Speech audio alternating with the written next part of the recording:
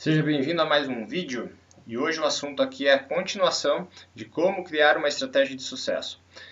Eu tenho como objetivo contribuir aqui com mais ideias para o pensamento correto, né? E para quem tem a necessidade de liderar ou gerenciar algum tipo de projeto, né?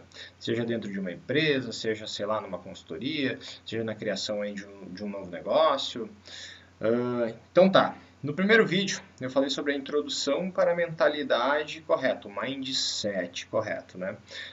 Que foi esse esquema que está aparecendo aqui na tela. E hoje eu vou aplicar esse esquema aqui para um exemplo de criação de estratégia para um novo negócio. Deixa eu baixar aqui e vir aqui para o nosso modelinho.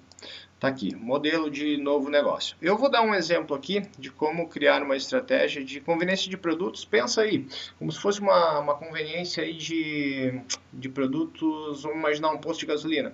Só sem o posto, aquela loja que tem no posto de gasolina, que vende ali produtos de bebidas em geral, alimentos, alguns outros itens, salgadinhos, enfim.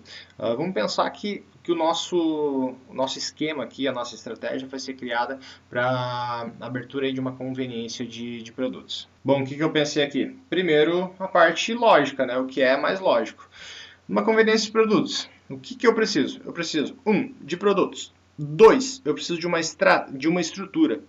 3, eu vou precisar de pessoas. 4, de canal de vendas. 5, de processos. E 6, eu coloquei start, que seria o ponto de partida, né? Vamos iniciar, vamos apertar o enter aí, apertar o play para a gente começar a executar aí essa estratégia, né?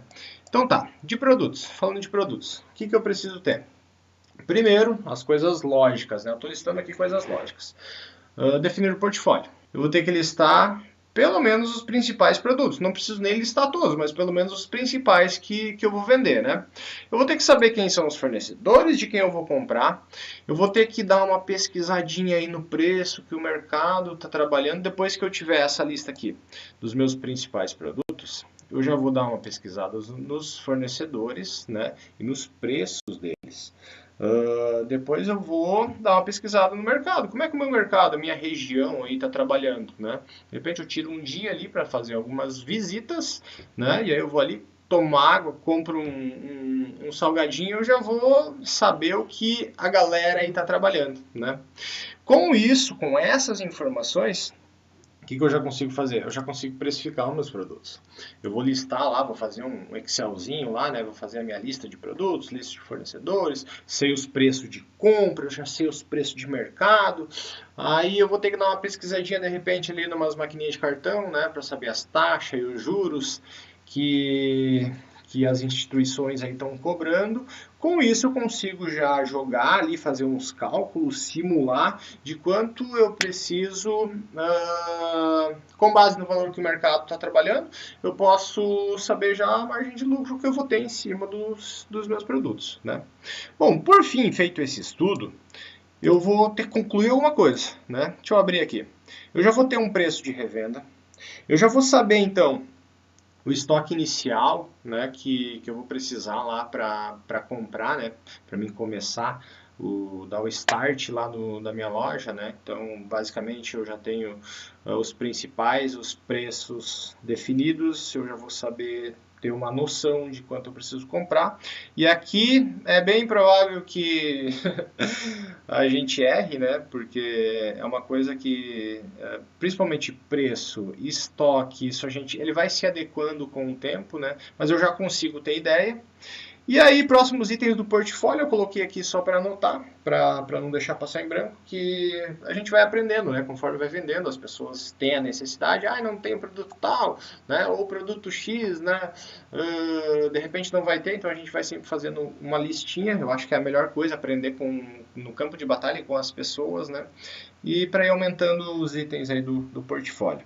Bom, feito tudo isso, eu já chego em valores, que eu já vou saber o quanto eu vou gastar, quanto eu preciso de um estoque inicial, e eu já vou ter um valor também em mente, né? Só, seguinte, eu vou ter que ter pelo menos uma reserva em caixa ali de X para mim continuar comprando, né? Conforme vai saindo, eu vou ter que entrar com esses produtos aí de novo para revender.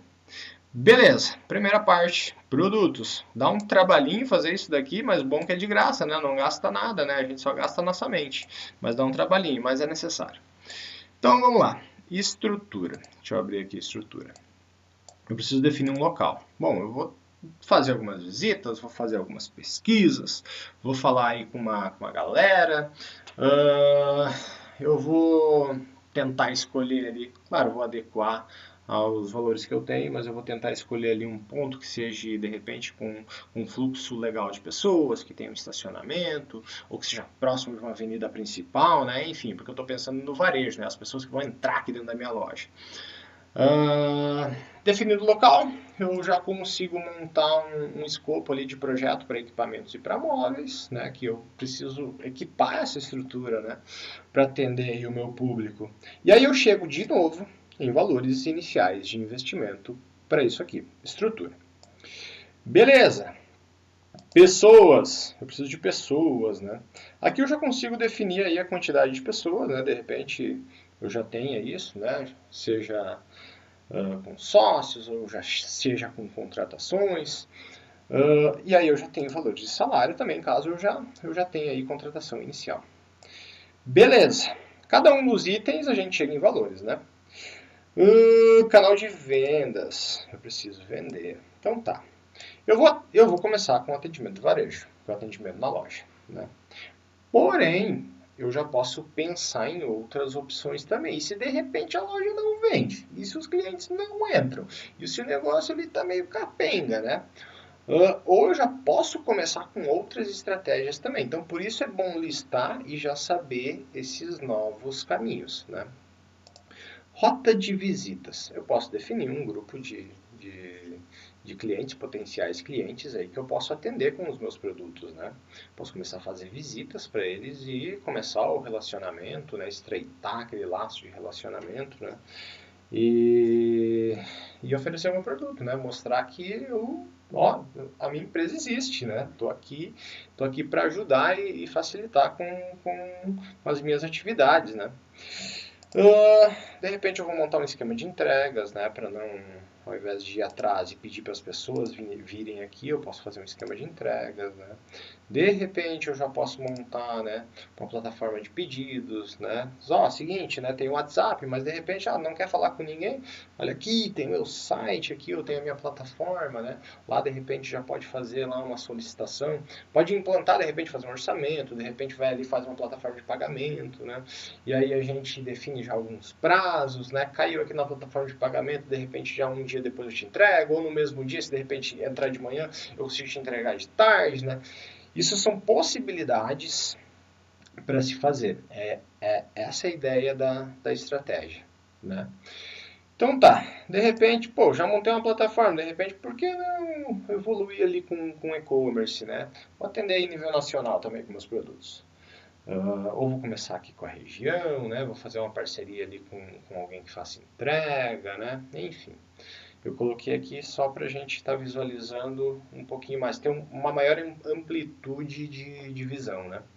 De repente a minha loja não comporta lá o meu estoque, eu vou ter que arrumar aqui o CD Centro de Distribuição, a abreviatura.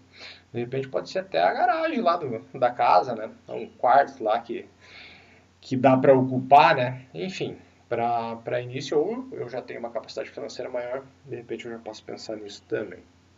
Bem, para vender, que eu acho que isso daqui, acho que todo empreendedor, ele deve se preocupar com todo o conjunto da obra. Sim, o negócio, todo o conjunto tem que funcionar? Sim, mas eu acho que vendas, a publicidade, o marketing, ele deve ser uma preocupação, acho que um pouco maior.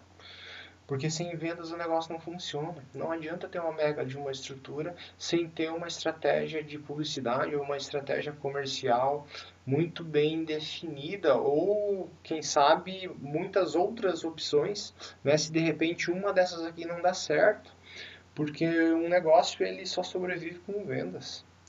E por mais trabalhoso, né, a parte de treinamento, a parte de montar estrutura, de corrigir processos, quando acontecem algumas rupturas, né, eu acho que o foco principal sempre precisa estar na estratégia de marketing e venda, né, o como vai chegar essa informação lá para os meus potenciais clientes, né. Então por isso que eu coloquei aqui, ó, pensar na publicidade, sim,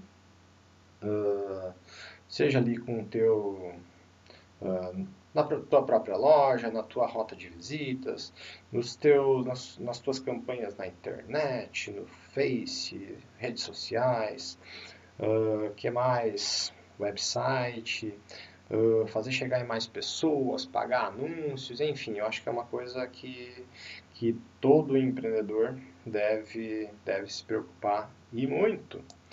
Então tá, mas tendo tudo isso daqui, eu também chego em valores, né? Ou o valor, né, sem, mas sempre tem algum tipo de investimento, né, por menor que seja. Então deve listar esses valores. Beleza.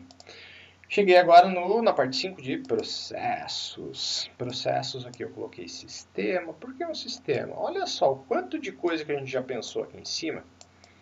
Né? Isso aqui são as coisas mais lógicas, né? Porque cada uma dessas aqui, se eu fosse abrir, poderia abrir em mais um bocado de ramificações, né?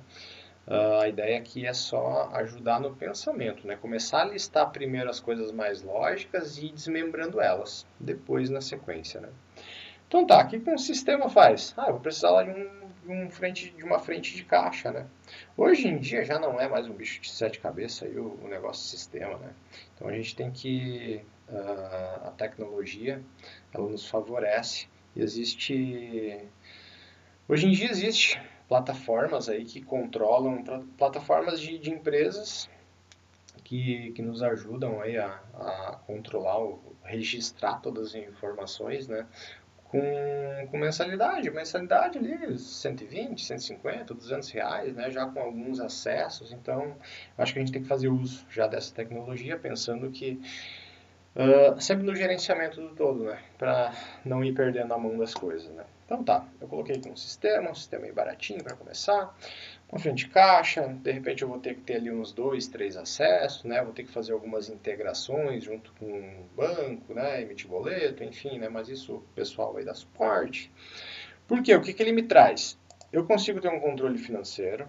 Controle financeiro, vamos lá, para as partes mais lógicas, né? Eu posso controlar o que eu estou vendendo, o que está entrando, o que está saindo, o que eu tenho que pagar, o que eu tenho a receber. Eu consigo ter um fluxo de caixa, consigo. Geralmente esses sistemas já trazem ali os demonstrativos de resultado, né? Então é bem legal. Eu consigo controlar estoque, o que entra, o que sai, controlar, monitorar o giro desses produtos. Isso é interessante. Eu consigo controlar os clientes, fazer o cadastro ali, né, dos meus clientes, ter uma base de dados de clientes, a base de dados de fornecedores, os códigos, enfim, né? Que mais? Treinamento. Eu listei aqui junto de sistemas de treinamento, porque envolve treinamento, né, das pessoas que vão trabalhar, né? Então a gente tem que pensar no treinamento aí também, né? E se preparar aí para a rotatividade, caso com certeza ela existe, né? E aí eu chego em valores de novo, valores de implantação, valores aí de custo fixo, né? Então tá, Start, vamos ver. Aí todo esse estudo aqui, olha só, todo esse estudo aqui dá pra pensar antes de abrir, né? Então pelo menos a gente já tem uma prévia do que vai rolar ali no Start, né? Então não necessariamente é bem no Start, né? Mas de repente um pouquinho antes, né? Vamos definir ali o nome e a logo, né? Eu sei que tem pessoas que de repente não conseguem fazer nem essa estrutura aí sem ter um nome primeiro. Porque é meio que assim, eu vou pensar no meu nome que eu já vou respirando isso. Ok, só joga ele lá para cima, né? Nome e logo, preciso abrir a empresa, né? De repente eu vou começar com MEI. MEI é fácil, né? Você vai no portal, faz o cadastro, já consegue na hora o teu CNPJ.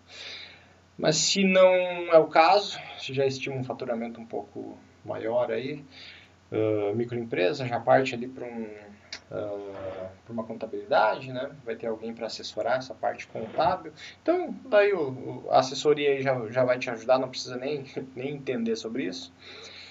O que mais? Divisão de lucro. Eu até abri mais algumas ramificações aqui, porque eu acho que é uma coisa muito, muito importante de ser definida para um negócio, que é o quê? Como é que eu vou trabalhar? Pô, se eu fui ali e montei toda a estrutura, tenho os meus produtos, tenho a precificação, me preocupei com todas essas outras coisas, né? A probabilidade de chance de dar certo o meu negócio ela é alta. Porque eu estou listando vários, eu não estou entrando assim, e vou esperar os meus clientes, né? Eu estou com uma visão já um pouquinho mais ampla, então com certeza a gente tem que entrar com esse pensamento positivo que ele vai dar certo, que eu vou fazer ele dar certo. Mas só que assim, e o que eu vou fazer com a grana que começar a entrar? Reserva de caixa é importante? É. Reserva de investimento é importante? É. Reserva de ponto de equilíbrio. Nossa, saber, porque olha só, eu já listei vários valores, justamente para chegar pelo menos num valor estimado, né? Não precisa ser exato, mas um valor estimado de ponto de equilíbrio, né? Saber tudo que eu vou gastar com as minhas despesas e custos fixos e variáveis, eu já vou ter um valor, porque em cima daquele valor eu vou trabalhar as minhas vendas, vou dizer, olha, eu tenho 15 mil, todo mês eu vou ter que vender pelo menos 15, não, vai ter que vender mais, vai ter que saber a tua margem de lucro para ter um lucro líquido aí de já deduzindo todos os teus custos lá, né, deduzindo os teus impostos, deduzindo as taxas, né, para ter um lucro líquido que cubra pelo menos o ponto de equilíbrio. Sendo assim, não tem prejuízo, né? Se já está empatando, ok, show de bola. Mas se começar a sobrar, beleza, vamos começar a trabalhar uma reserva de caixa, né, uma reserva de investimento, uma reserva de ponto de equilíbrio, justamente isso. De repente, eu vou trabalhar, vou ficar um ano aí trabalhando sem dividir lucro. Eu vou fazer uma reserva para o meu ponto de equilíbrio também, de repente aí para uns 10 meses, um ano, né? Eu já consigo trabalhar mais tranquilo, né? Se eu ficar um mês ali sem vendas ou se por algum motivo acontecer alguma coisa ali que a gente não tem o controle do mercado, né? Essas reservas já me deixam aí respirar um pouco melhor e não tomar decisão assim pobre, né? Porque quando a gente já está em cima do muro, a gente acaba se arriscando um pouco mais e de repente a decisão fica um pouquinho mais pobre, né? Então, se tem esse tempo de recuperação, a decisão, as ideias, elas ficam mais ricas. Então, por isso que eu acho que esse ponto aqui ele é muito, muito, muito importante. Saber o que vai fazer com a grana que vai entrar. Beleza. Define as responsabilidades ali de cada um. Se vai ter sócio, né? Se vai ter funcionário, enfim. Mas já define algumas responsabilidades. Sabendo que tudo isso daqui ele pode ser alterado, né? Aí inaugura, faz o barulho lá. Começa, né, a trabalhar a tua publicidade, contrata lá a rádio, a TV, enfim, faz o teu barulho inicial. E aí começa o grande, grande, grande aprendizado que vem com a prática, né? Monitora tudo isso. E aí, com isso, com esse aprendizado e monitorando, porque a gente já está monitorando aqui, a gente já pensou no sistema, né? A gente já vai monitorar um monte de coisa, a gente vai entender como funciona o mercado, a gente vai entender como é o lance dos fornecedores, a gente vai entender como é o comportamento do nosso público, questões de sazonalidade, enfim, né? É um grande aprendizado. Aí vem as inovações, né? Porque tudo isso que a gente está pré-definindo, está pré-montando numa estratégia, ela pode ser totalmente alterada a partir do momento que se está no campo de batalha. Então é isso. Deixa eu ver, no próximo vídeo eu vou dar um exemplo agora dentro de uma empresa, né? Montagem de estratégia para quem quer liderar aí. Então, essa é uma forma que eu utilizo, já vem fazendo há alguns anos, né?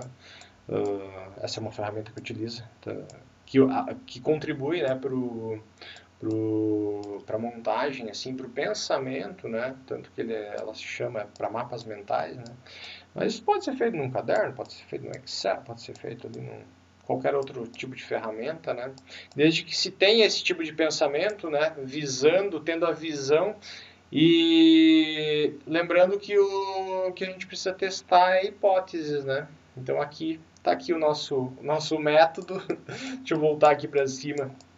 Olha só o que a gente fez aqui. Opa, volta. Aí. Sabendo que existe garantia de alguma coisa? Não, não existe. Então a gente precisa só aumentar a probabilidade de chance. Tá ali, já comecei a aumentar, né? Criei um método ou não criei? Acabei de criar um método lá, né? A mentalidade, acho que é um negócio muito interno que precisa ser trabalhado dia após dia, né? Mas sabendo que isso daqui contribui.